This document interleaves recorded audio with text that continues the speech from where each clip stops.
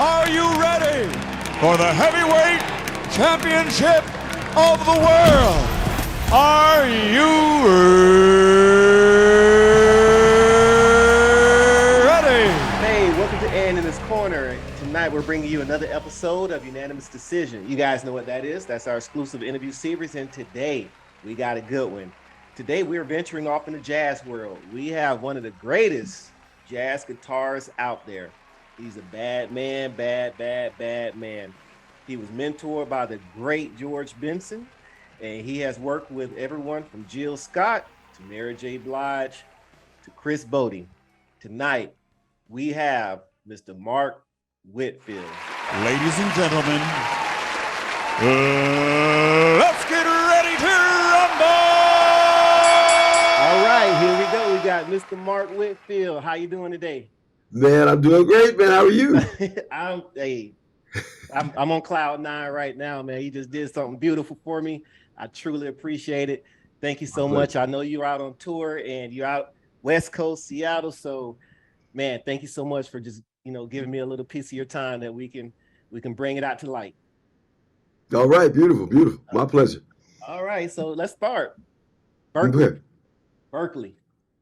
Yep. One of the greatest. One of the greatest. Mm-hmm. Can you talk about that experience for me? Sure. So, although I played guitar since I got one of my older brothers gave me guitar for my 7th birthday. But guitar is not normally an instrument that they include in elementary and junior high school ensembles and so forth. So in the 4th grade, I started playing the saxophone, and then I started playing the upright bass. In the 5th grade, I was so little I had to stand on a milk crate to play it, right? But I had big hands, so I could play it, And so when I got to the 10th grade, I was still playing bass in my high school jazz band from Long Island. We went to Berklee because they have these, they sponsor these high school jazz competitions, And so we went with my high school jazz band, and I actually won a scholarship to Berklee as a bass player. But I had no intention of becoming a professional musician, certainly, whatever. But then my parents retired. They had retired that year, and over the summer they decided to relocate out here to Seattle, actually, coincidentally. Mm-hmm. So I came here, and there was no guitar player in the jazz band at the high school here. So I was like, well, man, I'm gonna play guitar, since I had been playing, but just privately, right? Yep. And so about 2 months into that, we went to Canada to Westminster for another Berklee sponsored high school jazz competition. Okay. And I won another scholarship. These were just $2,000 monetary scholarships to go to Berklee again, but this time with the guitar. Mm-hmm. So I convinced my parents, who did not want me to go into music. I convinced them to, since I had enough money to cover my tuition. I was like, well, let me try it, because I was graduating a year early. I was only 16. Okay. So I got to Berklee in 1983.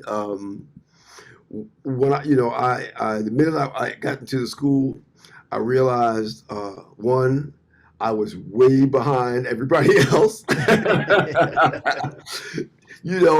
And two, that I had found my thing. That this was my calling, music everywhere and all that. And it was like, at that moment, nothing else really mattered except being able to take full advantage of all this of all the facilities and the education. And I was finally going to have, a chance to get into something and master my craft. And so I spent, basically the next 4 years studying records, hanging out with a lot of older students who were meeting guys when they came through town. The world, you have to remember, this is 1983. The world was a very different place.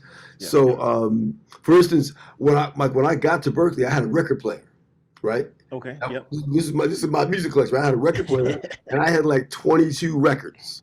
Mm-hmm. Right? That's all the music I owned. In comparison to like when I took my first, my oldest son, Mark Jr., when he enrolled at Berklee in 2009, he had like 5,000 songs in his computer. Davis had 10,000 a few years later. You know what I mean? So I hadn't even heard of a lot of people. Mm-hmm. And we didn't have the internet to go. Like I used to go to the library and look cats up to figure out who was who. And so, but the difference was, if not to get on that old person, back in the day it was better. Yeah. But the point is that I may have only had 22 records, but I knew every note. I understood because I the information, like I would buy when I was a used record store around the corner from Berklee. I would go there, buy a classic record for 99 cents. But along with the music, there was always the liner notes on the back. They would hire some writer to give you information on the guys that were playing, where they had come from, maybe the vibe, and so that was valuable to me because these people were gone. And I didn't have any connect. There was no way to research them other ways, and so I was starved for and driven for all that the information to create a spiritual connection to this music that I was so in love with and to the guitar, and so Berklee was the perfect place because that's all I had to do all day. Okay. I was just work on my connection to the music and my ability to bring out what I like to refer to as my inner voice. You know what I mean? Absolutely. And you had the you were able to be mentored by one of the greatest, a guy named George Benson. Absolutely. How did that connection happen? So one of my older brothers. So I am 20 years removed from my siblings. My parents had all their kids when they were young, and then in their 40s they had me by accident. Right? Oops! It was a happy accident, right? But anyway, so one of my older brothers was an attorney. Actually, two of them were lawyers, and when I lived in D.C. And so my brother Roger, he was so proud of me for following my dreams and going to Berklee. I remember he flew me down for Thanksgiving, my Thanksgiving break. He flew me down to D.C. Rather than me going home to see my parents. I went down to see him, and he took me to a local club. They were having a jam session. It was a guy, sort of the local genius, the local Thelonious Monk at that time. His cat, Lawrence. That's my favorite. He's my favorite. A guy named Lawrence Whitfield, who was a D.C. legend and a disciple of Thelonious Monk. So I went there, and he had a session going on, and I was 15, I was 17, I probably looked like I was 12, right? But anyway, he let me sit in, and he was like, "Oh man, this kid's got something." But he made me play the rest of the afternoon with him. Okay. But Bernard Harper was playing drums, and Bernard's younger brother Philip Harper, who's the same age, he was just he was there. Sitting in as well. So we became friends. We didn't stay in touch, we became friends. So now, we moved forward 4 years. I graduated from Berklee, and there's a jam session every night in New York City at this place called the Blue Note after the main show. So I went, and the guy running the jam session was Philip Harper. It was that kid playing trumpet. Okay. He was like, "Well, man, he's like, oh yeah, we still got a connection." So he hired me. So I've been playing there for about 2 weeks, and they were having a big party, and Billy Eckstein was hosting the party with his band, and his guests were Sarah Vaughan, Tony Bennett, and George Benson. So those are heavyweights. You're not just speaking on we're not talking about. Those are heavyweights amongst the legends, right? Legends amongst legends, right? Yeah. All right, so I'm there playing, and comes George and his wife, And the club owner says, "Hey man, George Benson is here, but he didn't bring his guitar. Can he play yours?" And I was like, "Yeah." You think I can say hi? Like, what do you do? Come on. So he was cool. He liked my guitar a lot. And when someone plays your instrument, when someone plays the same instrument as you, when you see what their instrument is, that tells you pretty much all you need to know about how they feel. Because I was a kid. I didn't have something super fancy, but it was much fancier than I thought. I didn't really know what it was. Okay. But he could see that I was serious about playing the guitar and all that. So he hadn't heard me play yet, right? So anyway, he went on and played. And then when they got off, his wife said, "Well, I guess you're happy that you're not playing for the George." I was like, "Well, actually, I got to go on now." He said, "Man, don't even sweat it. Unfortunately, I can't stick around. Like I got a real wife, we got another commitment, we got to go. Okay. But I'll find you. Go ahead and play something. Do your thing."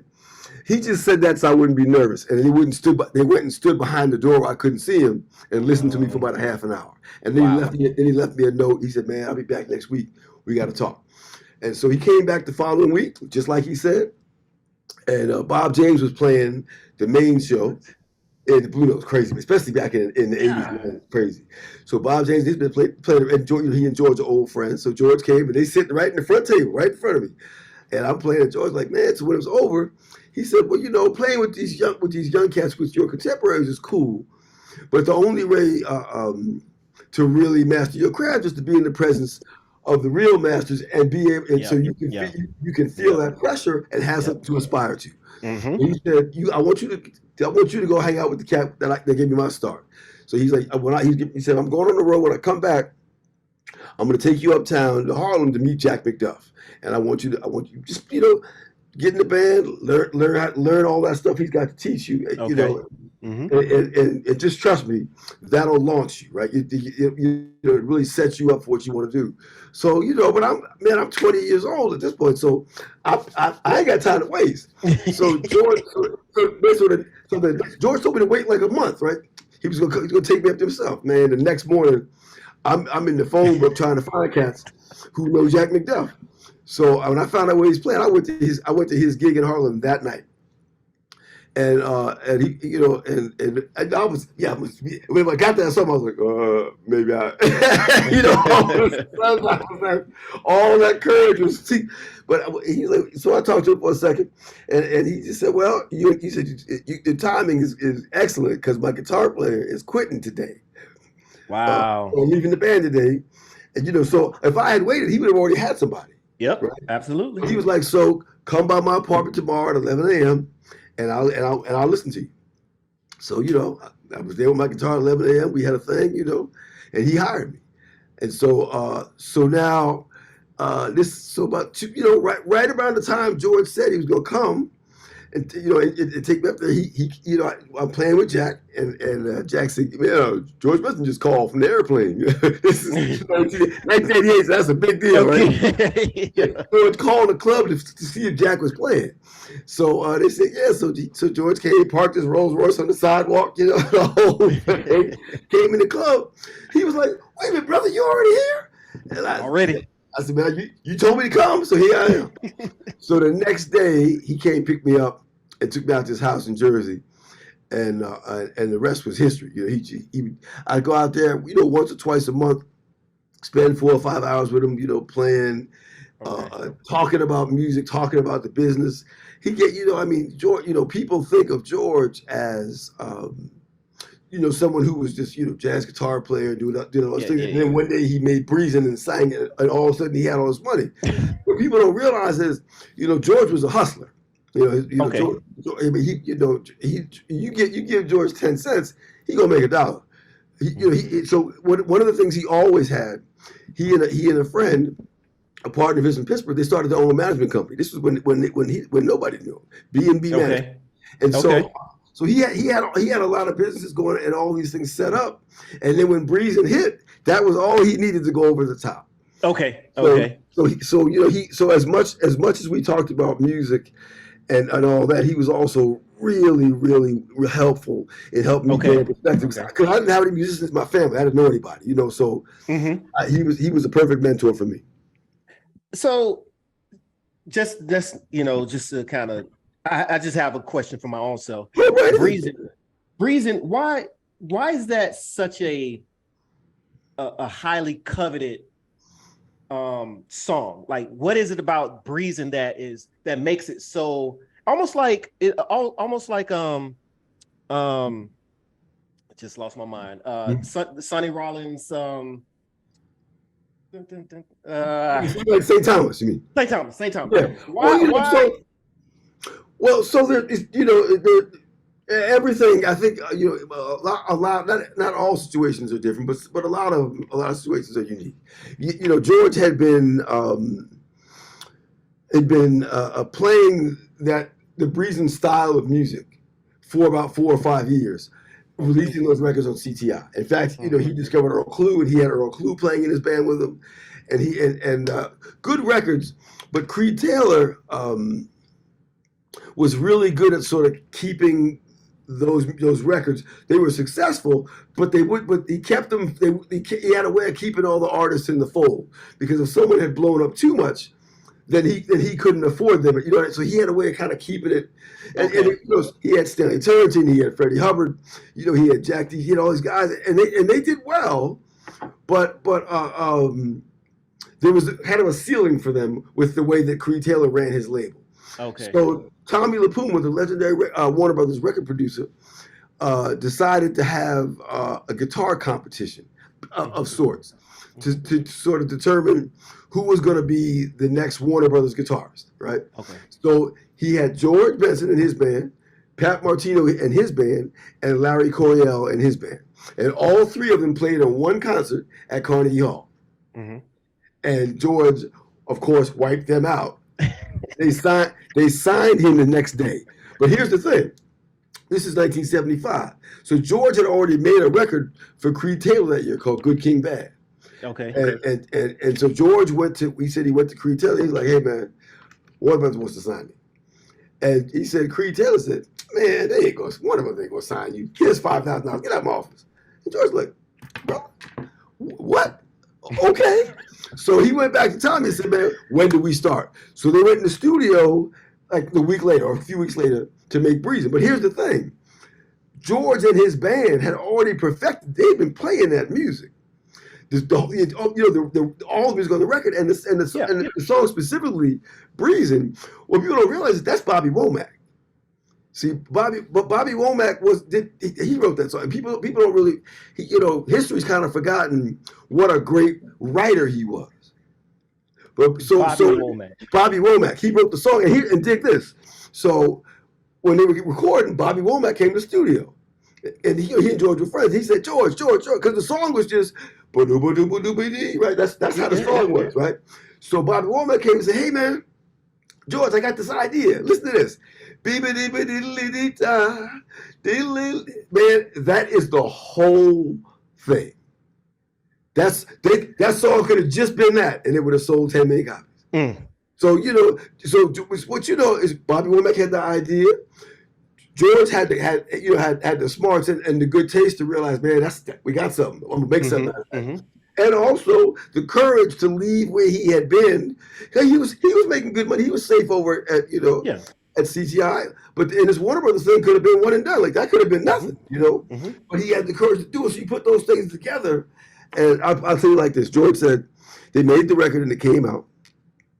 And he did, we didn't have, once again, there was no immediate effect or response or it was no, internet. You had to wait till things happened, right? George said one day he went out to the mailbox and he said there was a check in there that was so big, the front was closed. That's a big check. And he was just but I'll tell you, a lot, like we said, Miles Davis must have asked him to join his band every week. He said, and he got a lot of offers from all of his heroes. He played with Dizzy, a lot of people don't know George's musical history, but he believed that if he worked on that concept, that thing long, and perfected it and got the chance, that he could make a hit record. He made it. And he made it. And there's one more story that almost nobody knows, and I'm very fortunate to know this. We got time. I'll stay a little long. He said, so there's a guy. So Jack Gordon, right?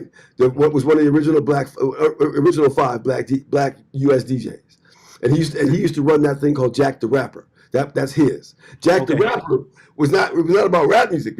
He was Jack the Rapper because he talked fast on the radio. Okay. In the 50s, right? So he was actually married to one of my in-laws. So so 30 years ago before he passed, I got to meet him and talk to him, and he knew me. He knew about. He's like, man.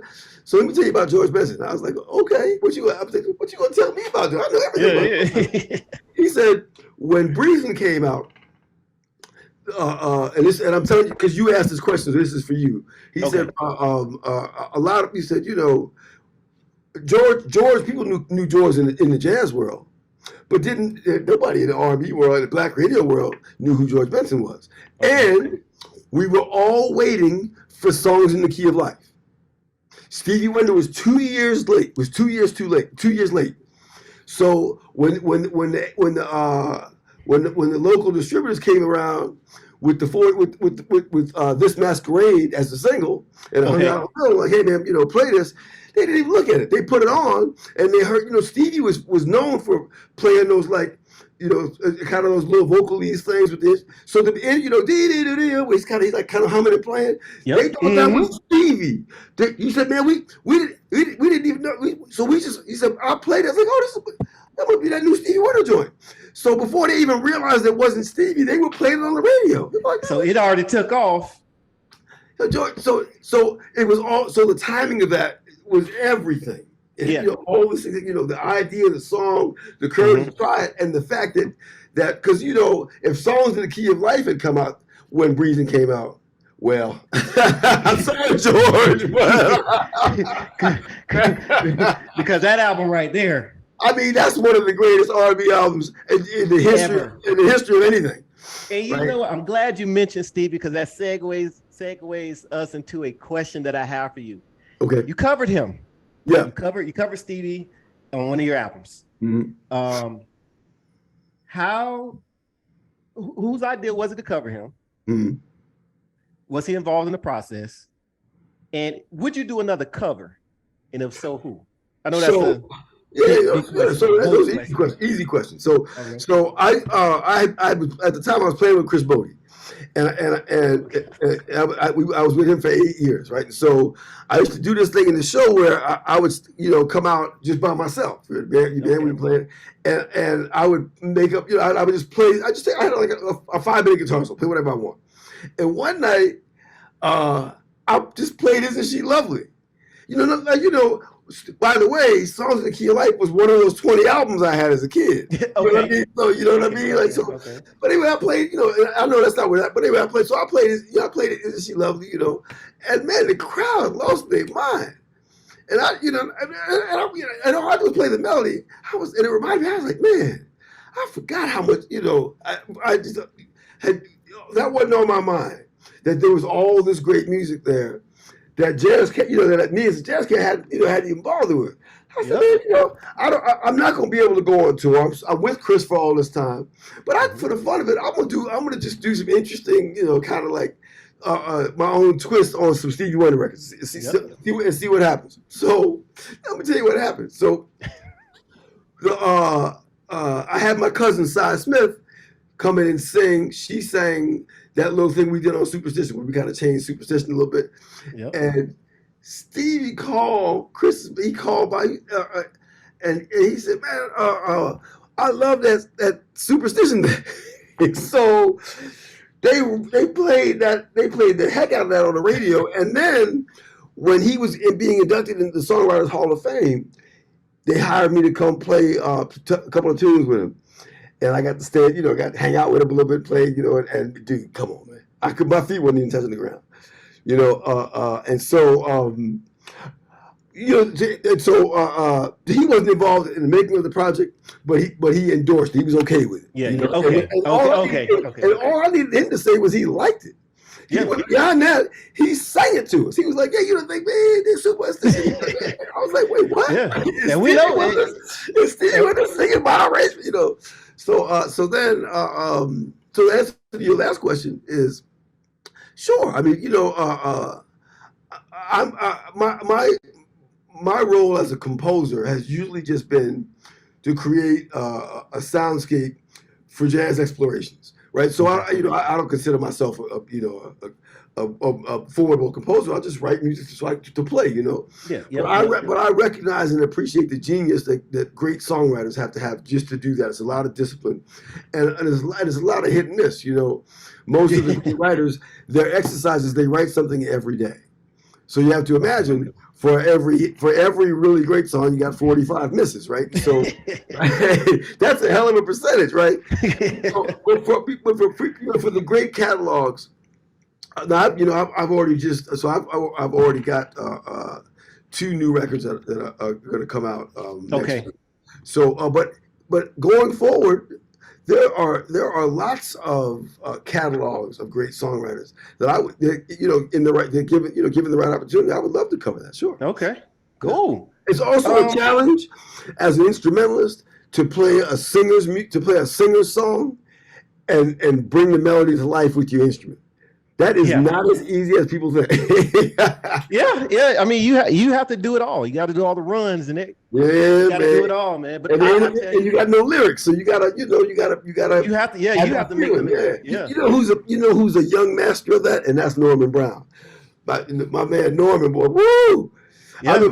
I remember I was in the airport, and I saw Gregory Hines, and he was like, "Oh, so we were, so we talking, you know, and he was like, man, I was just listening to your record yesterday, you know, and we knew each other, right? And I was like, okay.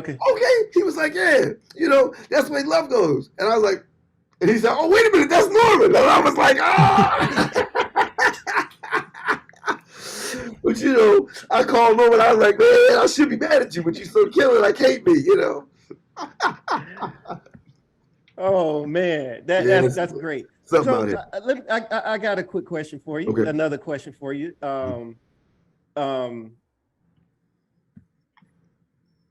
You make a quintet. Mm. All right. You have full autonomy to make a quintet. Okay. You're on lead. You get a bass, you get a drummer, sax, and pianist. You can choose whoever you want, whether from the past, you can go get Earl Garden if you want, or you can go you can go get Bird, you can go get them all. Okay. What would you choose to build your quintet? Well, so the first, I'm gonna have to give you three of them. The first one is easy because as a working unit, the classic John Coltrane quartet will always be the one that I feel most spiritually attached. So we talk about Train, Elvin, McCoy, Tyner, and Jimmy Garrison. Just give me them, and I can die. Right? I can die the next day. And then if we'll get beyond that. Then they give me Jimmy Smith, Stanley Turrentine, Donald Bailey, and I don't care if I got to stand next to Kenny Burrell. I want to be in that too. All right. Okay. And then, oddly enough, the group that I assembled for my record True Blue: Branford Marcellus, Jeff Watts, Kenny Kirkland, Rodney Whitaker, and Nicholas Payton. I'll take them. And I wouldn't even dream of putting together a band with Bird and Diz and Bud Powell and Mingus and Max Roach because I couldn't play with them. I mean, I couldn't close my mouth.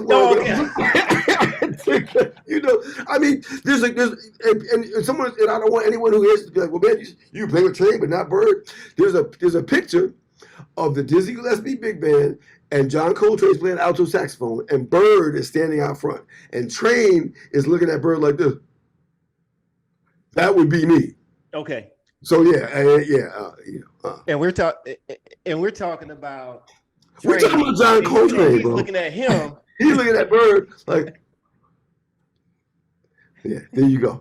He was a grown man. You understand? He wasn't no teenager. Dixieland, big band, swing, avant-garde, bebop, smooth jazz, West Coast. Forget the name of that whole. Sure. Brubeck and all them guys. Yeah, sure, absolutely. What's your favorite to play? Huh. So that my favorite to play is whatever we're going to characterize the genre of music that Miles's quintet was getting into in 63, 64, what Train was playing at that time.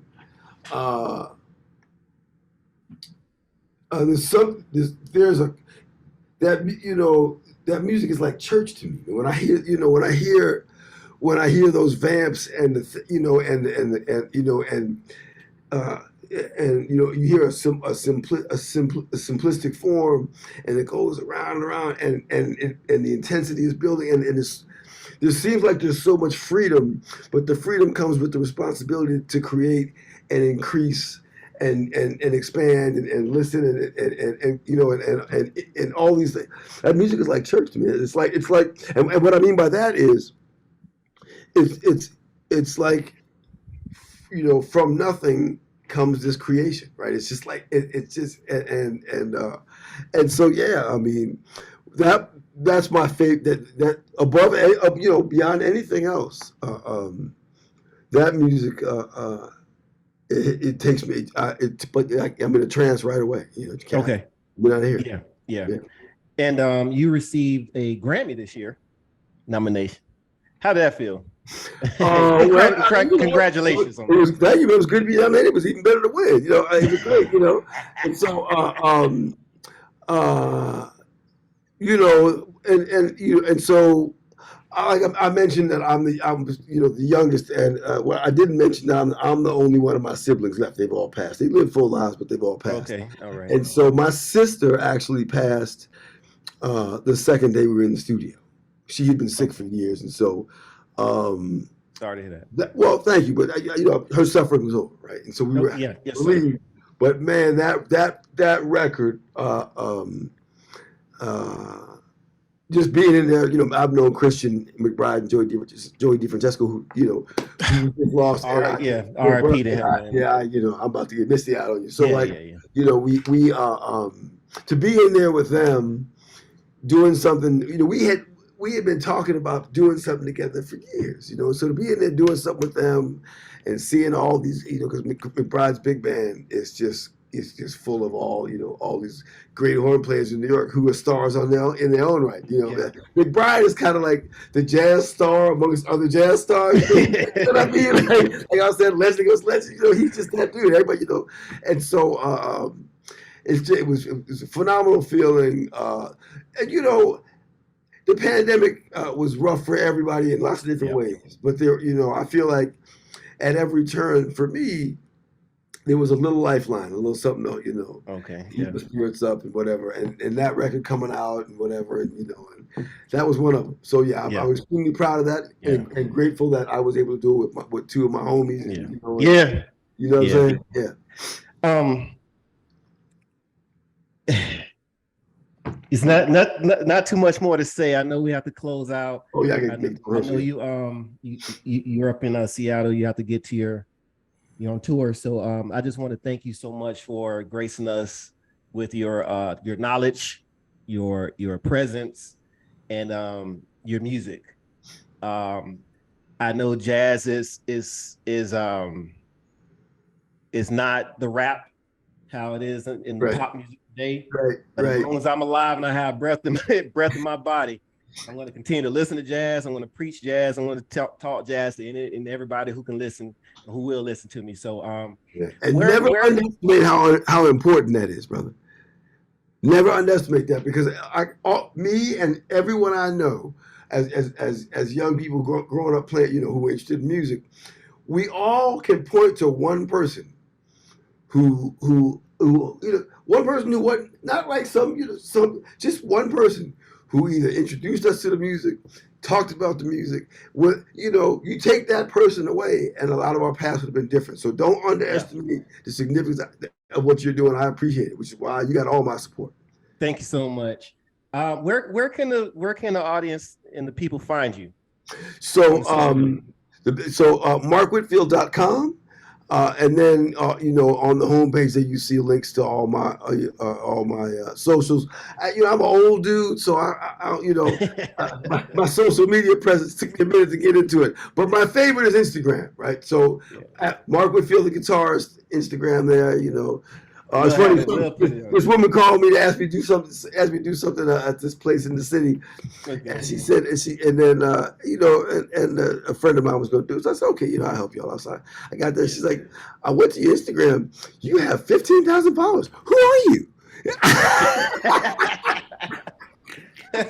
Oh, wow.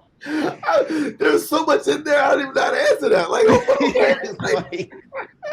But I was like, but I do have 15,000 followers. You got 15,000 though. You got 15,000.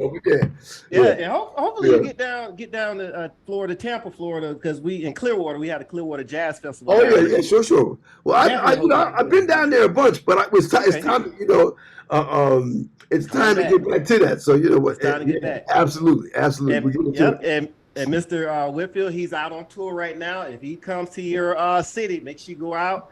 He's coming to Florida. We'll try to make sure I get that to happen. So all right. Thank you so much, man. Your information will be on our screen today. And guys, listen, go. Everybody has Apple Music. You got Tidal. Go listen to his music. Listen, I'm telling you, he has great music. Hey, just go listen to it. I'm telling you. So everybody go listen to his music. That's all right. Go out to the tour. So please support all of our artists because, hey, we all need support. So go support them. Mr. Whitfield, thank you so much again. All right. And I truly appreciate it. And hey, guys, you guys know what to do. Like, comment, subscribe. See ya. All right. See you. Beautiful. Peace out.